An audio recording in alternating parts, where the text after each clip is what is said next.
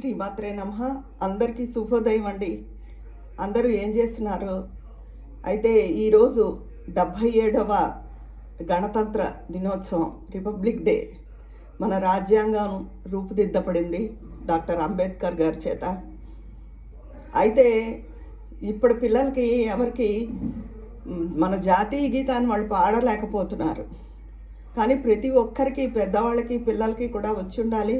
ముఖ్యంగా యువతకి, పిల్లలకి, మరి చదువుకునే వాళ్ళకి కూడా వాళ్ళు పాడలేకపోతున్నారంటే చాలా ఆశ్చర్యంగా ఉంది.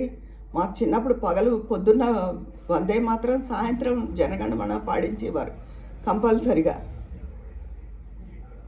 నేనేదో ఇది కోసం పాడలేదు, కానీ ఒక్కసారి నేను నా ఇదికి గుర్తుంచుకుని ఈ వయసు కూడా నేను పాడుతున్నాను. దానివల్ల యువత అందరూ కూడా కంపల్సరిగా వాళ్ళ నోటికి వచ్చి ఉండాలి, చిన్నపిల్లలకి అందరికీ కూడా అనే ఉద్దేశంతో నేను ఈరోజు జాతీయ గీతం ఆలపించడం జరుగుతుంది. నాకు చాలా దేశభక్తి ఉంది. మన దేశం ఎటు వెళ్తున్నా అన్ని లోపాలు చెప్తారు, కానీ మన దేశం బాగుండాలి అని ఎప్పుడు మనం కోరుకోవాలి.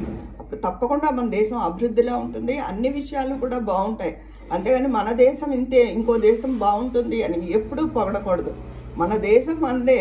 మన కన్న తల్లి ఎలాంటిదో మన దేశం కూడా అలాంటిదే. మనం ఉన్న ఊరు, మనం పెరిగిన ప్రాంతం, మన దేశం, ఇవన్నీ కూడా తల్లితో సమానం అని ఈ ఉద్దేశంతో ఈరోజు జనగణమన అధినాయక జయ హే భారత భాగ్య విధాత, పంజాబ సింధు గుజరాట మరాఠ ద్రావిడ ఉత్కళ వంగా, వింధ్య హిమాచల యమునా గంగా ఉచ్చల జలధి తరంగా, తవ శుభ నామే జాగే తవ శుభాశిష్ మాగే, గాహే తవ జయ గాథా, జనగణ మంగళదాయక జయ హే భారత భాగ్య విధాత, జయ హే జయ హే జయ హే జయ జయ జయ జయ హే.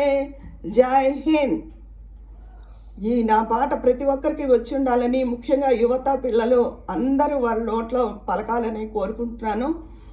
మరొక్కసారి గణతంత్ర దినోత్సవ వేడుకల శుభాకాంక్షలు. నేను మళ్ళీ కలుస్తాను. ఉంటాను. మీ విజయ పన్నాల.